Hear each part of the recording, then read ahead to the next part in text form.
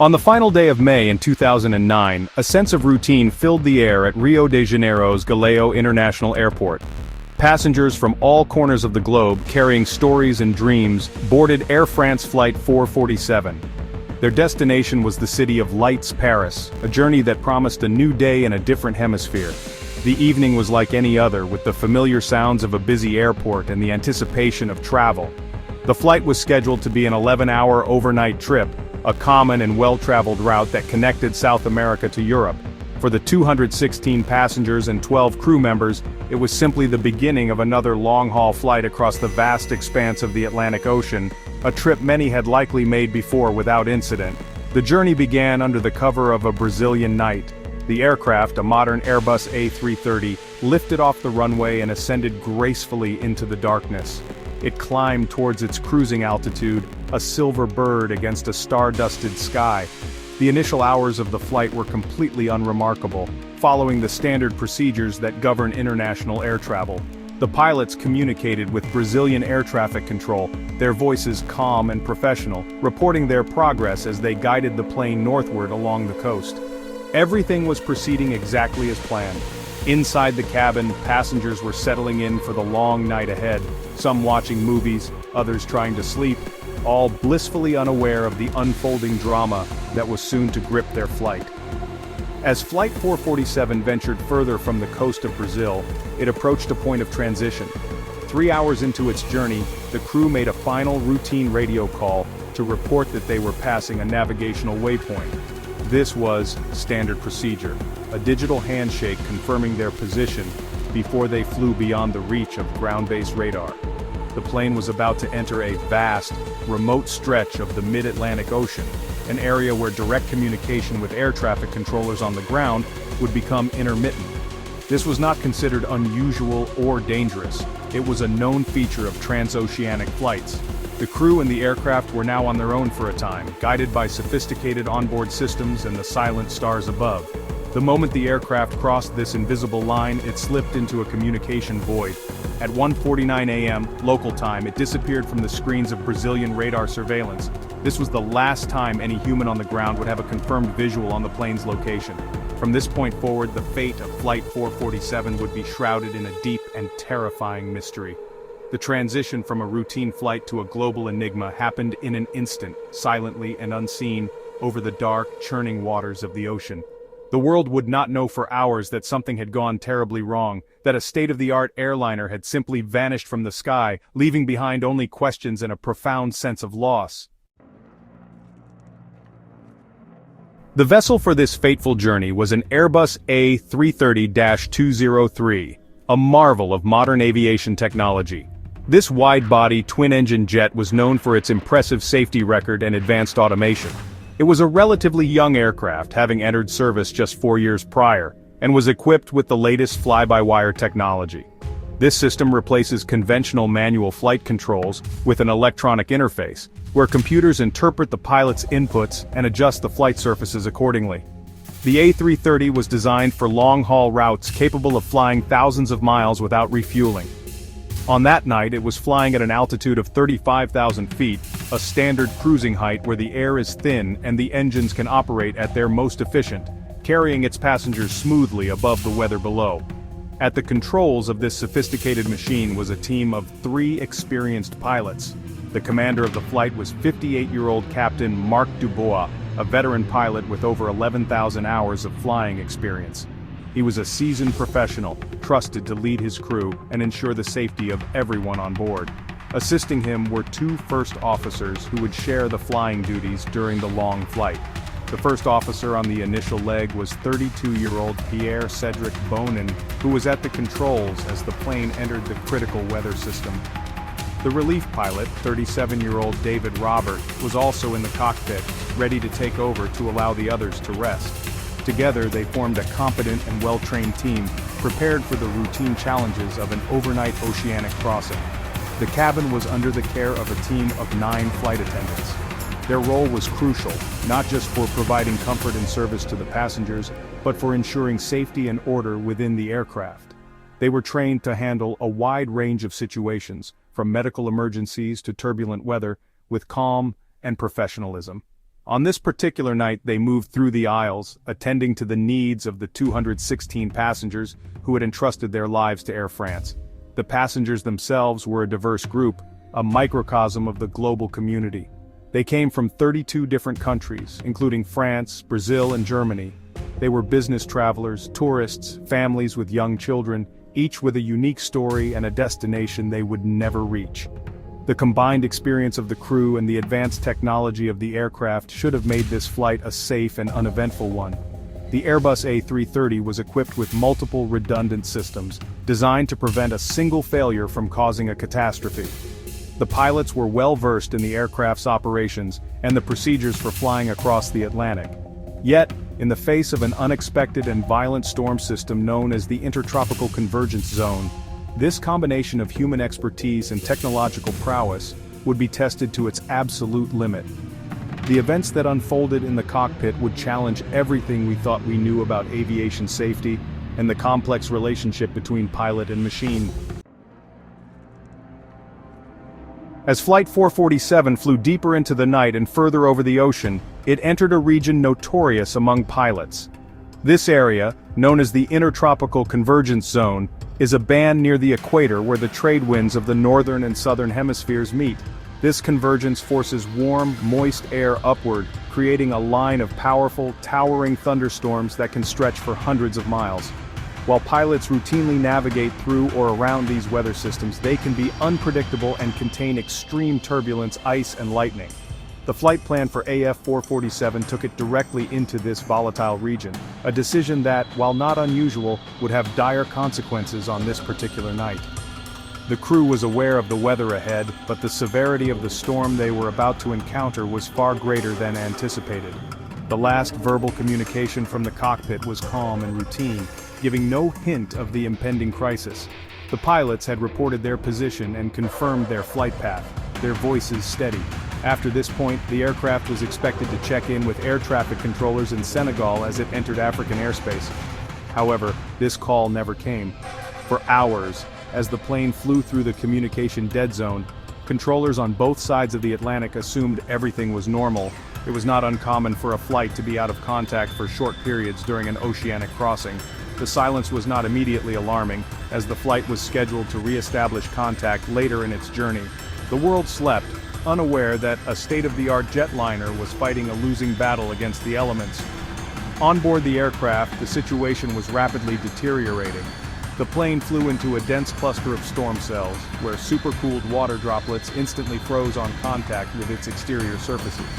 This ice accretion began to affect the aircraft's pitot tubes, small sensors on the outside of the fuselage that measure airspeed. As these crucial sensors became clogged with ice, they started sending incorrect data to the flight computers. The autopilot, unable to rely on the faulty airspeed information, suddenly disconnected. This abrupt handover of control to the pilots, combined with the violent turbulence and the blaring of cockpit alarms, created a moment of intense confusion and disorientation for the crew in the dark, stormy sky. The pilots were now flying the massive jet manually, in the heart of a storm, with unreliable instrument readings. The sudden loss of automation and the conflicting information created a scenario that was difficult to comprehend and even harder to manage. The fly-by-wire system, designed to prevent pilots from making dangerous maneuvers, switched to an alternate law, giving them more direct control, but also removing some of the built-in safety protections. In these critical moments, a series of inputs were made that sent the aircraft into an unrecoverable aerodynamic stall. The plane began to fall from the sky, its nose pointed upwards but its trajectory downwards, a tragic descent that would last for nearly 4 minutes until its impact with the ocean below. While the human voices from Flight 447 had fallen silent, the machine itself sent out a final, desperate series of messages. The aircraft was equipped with an automated system called ACARS, which could send short data messages back to the airline's maintenance center on the ground. This system was designed to report on the health of the plane, transmitting information about potential faults or system failures. In the minutes after the autopilot disconnected, the ACAR system began transmitting a rapid-fire sequence of 24 automated maintenance messages. These digital whispers were the only clues to the chaos unfolding in the cockpit, thousands of feet above the dark ocean. An Air France maintenance worker in Paris received these messages in real time, but their significance was not immediately understood. The messages arrived as a cascade of fault codes, indicating a series of cascading system failures. They reported inconsistencies in airspeed data, the disconnection of the autopilot and auto-thrust systems, and failures in primary flight computers and navigation systems. It was a digital cry for help, a log of the aircraft system shutting down one by one. However, without the context of what was happening in the cockpit, and with no way to contact the crew, these messages painted a confusing and incomplete picture. They were technical alerts, not a narrative of the disaster. The data stream began at 2:10 a.m. UTC and continued for about 4 minutes. The first messages indicated the conflict between the different airspeed sensors, the root cause of the initial problem. This was followed by alerts that the autopilot and autothrust had disengaged, placing the full burden of flying the aircraft on the pilots. Then came more severe warnings about the failure of the Air Data Inertial Reference Unit and the primary flight computers. The final message sent from the aircraft was a cabin advisory, indicating a problem with the cabin's vertical speed. This last piece of data suggested that the aircraft was descending at an alarming rate, a chilling final clue before the plane vanished completely. These automated messages became the foundation of the initial investigation. They were the only evidence that a catastrophic event had occurred long before the plane was officially declared missing. Investigators would pore over these 24 lines of code, trying to reconstruct the final moments of the flight. The messages told a story of a modern aircraft being systematically dismantled by a series of failures, both mechanical and human. They confirmed that the problem started with the iced-over pitot tubes, but they also raised more questions than they answered. What exactly happened in the cockpit during those terrifying 4 minutes? The answer to that question lay hidden with the wreckage, deep beneath the waves of the Atlantic. As the sun rose over Paris on the morning of June 1, 2009, an air of anticipation filled Charles de Gaulle Airport. Friends, family, and loved ones gathered in the arrivals hall, waiting to greet the passengers of Flight 447. The flight was scheduled to land at 11:10 a.m. local time. As the minutes ticked by past the scheduled arrival, the flight information board remained unchanged, still showing the flight as on time. But, behind the scenes, a quiet sense of unease was growing among airline and airport officials. The plane had failed to make its scheduled radio contact with air traffic control as it approached European airspace. Attempts to reach the crew were met with an unnerving silence. The initial lack of concern slowly gave way to a growing sense of dread. With each passing minute, the possibility of a simple communication error or a minor delay seemed less likely.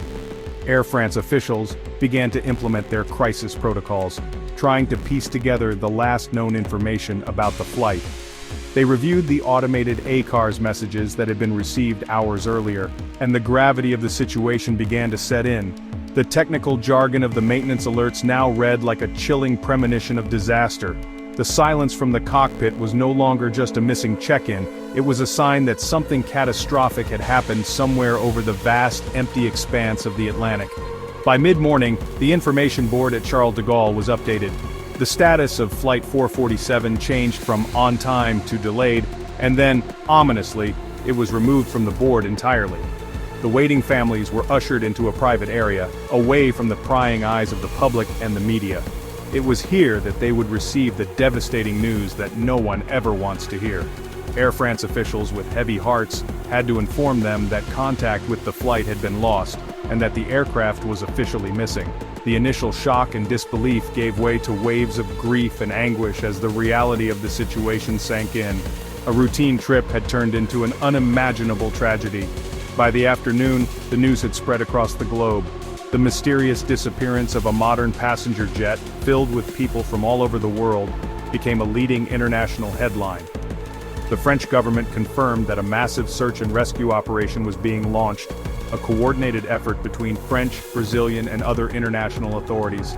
The world watched and waited, hoping for a miracle but fearing the worst. The disappearance of Air France Flight 447 was no longer a private tragedy for the families involved. It had become one of the most perplexing and heartbreaking mysteries in the history of commercial aviation. A stark reminder of the unforgiving power of nature and the vulnerabilities of even our most advanced technology. The scale of the tragedy was immense and, deeply personal.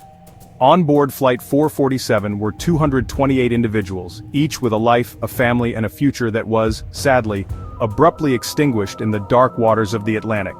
The manifest listed 216 passengers and 12 crew members. The passengers represented a diverse cross-section of humanity, coming from 32 different nations. The largest groups were from France, Brazil, and Germany, but the list included citizens from countries as far-flung as China, Italy, and the United States. They were engineers, doctors, business executives, artists, and students. Among them were entire families, including infants and young children, whose loss sent ripples of grief across continents and cultures. The human side of the disaster was brought into sharp focus by the stories of those who were lost. There was a group of Norwegian geologists from Statoil, a Brazilian symphony conductor, and an Irish doctor specializing in orthopedics. One man had just missed an earlier flight and ended up on AF 447 by a cruel twist of fate. A young woman was returning home after a trip to see her family in Brazil. Each name on the passenger list represented a unique world of relationships and connections that was shattered in an instant. The collective weight of these individual losses was staggering, a profound reminder that behind the headlines and technical investigations were real people whose absence left an unfillable void in the lives of those they left behind. The crew members were also remembered as dedicated professionals who lost their lives in the line of duty. The three pilots, Captain Marc Dubois, First Officer Pierre-Cedric Bonin, and Relief Pilot David Robert, were at the forefront of the crisis. The 9 cabin crew members, led by their purser, were responsible for the safety and comfort of the passengers. They were the faces of Air France, trained to handle emergencies with grace and courage. Their loss was felt deeply within the airline community, a somber reminder of the risks that flight crews accept every time they take to the skies. They were not just employees, they were colleagues, friends, and family members, mourned by all who knew them. The disaster became the deadliest in the history of Air France and the worst accident involving an Airbus A330. The loss of 228 lives in a single event sent shockwaves through the global aviation industry. It forced a re-evaluation of safety procedures, pilot training, and the design of automated systems. But beyond the technical implications, the tragedy of Flight 447 remains a human story. It is a story of profound and sudden loss, of families torn apart, and of a search for answers that was driven by the need to honor the memory of the 228 souls who were lost. Their memory serves as a solemn and enduring motivation to make air travel safer for everyone. In the immediate aftermath of the disappearance, a massive international search and rescue operation was launched. Military aircraft and naval vessels from Brazil, France, Spain, and the United States converged on the last known position of Flight 447. They faced a monumental task searching for signs of a crashed airliner in a vast and remote stretch of the equatorial Atlantic Ocean. The search area was enormous, covering thousands of square miles of deep, turbulent water. The ocean in this region is, honestly, notoriously difficult to search, with strong currents and depths that can exceed 13,000 feet. The search teams were looking for, basically, a needle in a haystack, a task made even more challenging by the passage of time. For 5 long days the search yielded nothing but empty ocean. Hopes for finding survivors dwindled with each passing hour. The world held its breath, watching the news for any sign of a breakthrough. Then on June 6, 2009, the first pieces of debris were spotted floating on the surface. Search crews from the Brazilian Navy recovered 2 male bodies, along with a briefcase containing a ticket for the flight. Soon after, more wreckage was found, including the vertical stabilizer, or tail fin, of the aircraft. The discovery of this debris confirmed the worst fears. Flight 447 had indeed crashed into the ocean, and there were no survivors. The mission shifted from rescue to recovery. The recovery effort was painstaking and emotionally taxing.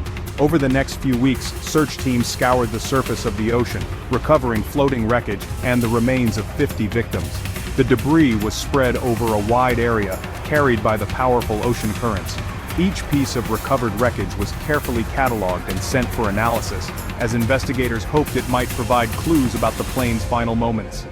The personal effects found among the debris, suitcases, laptops, and personal documents, served as a heartbreaking reminder of the human lives that had been lost. The recovery of the victims was a solemn and dignified process, providing some measure of closure for the grieving families. Despite the recovery of surface debris, the most critical pieces of evidence remained missing. The aircraft's flight recorders, the so-called black boxes, were essential to understanding what had happened in the cockpit. These devices, the flight data recorder and the cockpit voice recorder, were located in the tail section of the aircraft, which had sunk to the ocean floor. Finding them would require a deep-sea search operation of unprecedented scale and complexity. The initial search for the black boxes was unsuccessful, and as weeks turned into months, the mystery of Flight 447 deepened. The vast ocean held its secrets tightly, and it would be nearly 2 years before it would give them up. The search for the black boxes of Flight 447 became one of the most challenging and expensive undersea search operations in history. For almost 2 years, the French Bureau of Inquiry and Analysis for Civil Aviation Safety, or BEA, led a series of search campaigns. They used sophisticated sonar equipment towed by surface ships to map the vast, rugged terrain of the ocean floor. The search area was characterized by underwater mountains and canyons, making the task incredibly difficult. Several search phases came up empty, and for a time it really seemed that the final moments of the flight might remain a mystery forever. The families of the victims waited, their hopes for answers fading with each failed attempt. Then, in April 2011, a breakthrough finally came. A new search phase, utilizing advanced autonomous underwater vehicles, or AUVs, pinpointed a large debris field on the ocean floor. The unmanned submarines equipped with high-resolution sonar methodically scanned the seabed and identified the wreckage of the Airbus A330. A remotely operated vehicle was sent down to explore the site, sending back haunting images of the shattered aircraft resting in the crushing darkness 2.5 miles below the surface. Remarkably, large sections of the fuselage were intact, and within the debris field, the search team located the chassis containing the precious flight recorders. The pinger batteries that emit a signal had long since died, making the visual discovery a remarkable achievement. The recovery of the flight data recorder and the cockpit voice recorder was a moment of immense significance. The devices were brought to the surface in early May 2011, nearly 2 years after the crash. Despite the immense pressure and prolonged immersion in salt water, the memory units were found to be in good condition. Investigators at the BEA laboratories in Paris were able to successfully download the data from both recorders, providing a complete and chilling record of the flight's final minutes. For the first time, investigators could hear the voices of the pilots and see the precise data from the aircraft systems, allowing them to piece together the chain of events that led to the disaster. The data from the black boxes revealed a tragic story of technical failure compounded by human confusion. It confirmed that the icing of the pitot tubes led to the disconnection of the autopilot. The cockpit voice recorder captured the sounds of the alarms and the confused conversation between the two co-pilots who were at the controls. The flight data recorder showed that in the moments after the autopilot disconnected, one of the pilots made a persistent nose-up input, pulling back on the control stick. This action caused the aircraft to lose speed and enter an aerodynamic stall, from which it never recovered. The captain, who had been on a scheduled rest break, returned to the cockpit in the final moments, but it was too late to salvage the situation. The final report from the BEA, released in July 2012, provided a definitive account of the Air France 447 tragedy. It concluded that the accident was the result of a chain of events, with no single cause to blame. The sequence began with the temporary inconsistency between the airspeed measurements, which was caused by the icing of the pitot tubes. This led to the autopilot and autothrust systems disconnecting, and a reconfiguration of the flight control system. The report highlighted that the crew, startled by the sudden change in multiple alarms, did not make the connection between the loss of airspeed information and the appropriate procedure. They were overwhelmed by the unexpected and confusing situation. The investigation led to significant changes in the aviation industry, aimed at preventing a similar accident from ever happening again. Aviation authorities mandated the replacement of the type of pitot tube used on the A330 with newer models that were less susceptible to icing.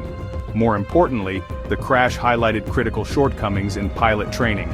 The focus shifted towards improving training for manual flying at high altitudes, and for recognizing and recovering from aerodynamic stalls in complex automated aircraft.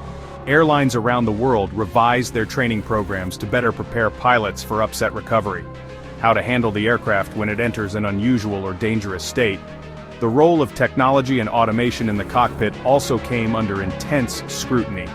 The A330's fly-by-wire system was designed to protect the aircraft, but in this case, its complex modes and the lack of clear feedback may have contributed to the pilot's confusion. The stall warning, for instance, controversially stopped sounding when the airspeed became too low and unreliable, precisely when the pilots needed it most. This led to a broader industry debate about the balance between automation and fundamental piloting skills. The tragedy underscored the need for pilots to always maintain a deep understanding of their aircraft and to be prepared to take manual control with confidence when technology fails. Ultimately, the story of Air France Flight 447 is a somber lesson written in the language of loss. It serves as a powerful reminder that even in an age of incredible technological advancement, the forces of nature and the potential for human error remain formidable challenges. The 228 lives lost were not in vain. The exhaustive investigation and the lessons learned from their tragedy have led to tangible improvements in aviation safety that protect millions of travelers today. The memory of the flight endures not just as a mystery solved, but as a catalyst for change, ensuring that the final silent whispers of a falling aircraft would echo through the industry, leading to a safer future in the skies.